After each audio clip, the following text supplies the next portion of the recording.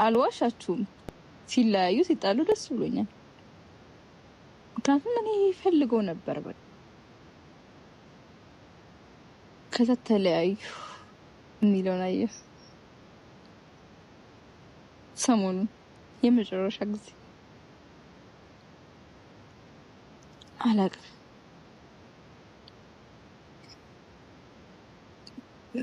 እነሱ መለያየታቸው ለነሱ ክፋት ሊሆን ይችላል ግን ወላሂ ለኔ አላህ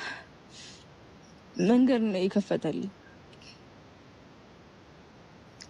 ምናልባት እሱ ከሷ በመለያየቱ ተከፍቶ ሊሆን ይችላል እኔን ክፍት ይበለኝ ግን እኔ ደስ ብሎኛል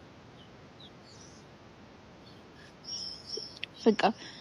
አሁን ይሄን ቪዲዮ ልሰራ የተገደድኩበት ነገር ቢኖር የሷና የሱን መለያየት ሳይና የመጨረሻቸው እንደሆነ ሲገባኝ ነው